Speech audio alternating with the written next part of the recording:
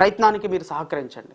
ఎందుకంటే ప్రజలారా 2024 సంవత్సరం వరకు కూడా ఆంధ్రప్రదేశ్ రాష్ట్రానికి పట్టుమని 10,000 మందికి ఉపాధించే ఒక ఫ్యాక్టరీ లేవు. మీరు ఒక మాట ఆలోచన చేయండి. 1956 ఆంధ్రప్రదేశ్ రాష్ట్ర ప్రభుత్వం పుట్టిన దగ్గర నుంచి ఈ రాష్ట్రాన్ని ఎక్కువగా పరిపాలించింది ఎవరు? రాయలసీమ వాసులే కదా. రాయలసీమ వాసుల్లో చంద్రబాబు నాయుడు గారు కూడా ముఖ్యమంత్రి, రాజశేఖర రెడ్డి గారు ముఖ్యమంత్రి, ఇంకా చాలా మంది ఉన్నారు. మరి చెన్నారెడ్డి గారు ఉన్నారు, జనార్దన్ రెడ్డి గారు ఉన్నారు, వాట్ నాట్, ఇంకా చెప్పుకుంటా పోతే చాలా మంది ముఖ్యమంత్రులు ఉన్నారు.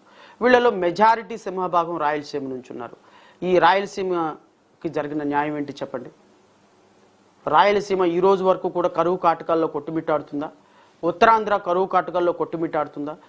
2024-23 వరకు కూడా ఈ రాష్ట్రంలో పట్టుమని 10 ఇండస్ట్రీస్ పెట్టలేని ఒక దుర్మార్గ ముఖ్యమంత్రులు వీళ్ళందరూ కూడా. తెలంగాణ, నాకు తెలిసి తెలంగాణ మనం కలిసి ఉన్న 2014 వరకు కూడా పరిపాలించిన వాళ్ళు 90% ఆంధ్రప్రదేశ్ రాష్ట్రకి సంబంధించిన ముఖ్యమంత్రులే. మేము జడ్జిలుగా ఉన్నప్పుడు మమ్మల్ని హైదరాబాద్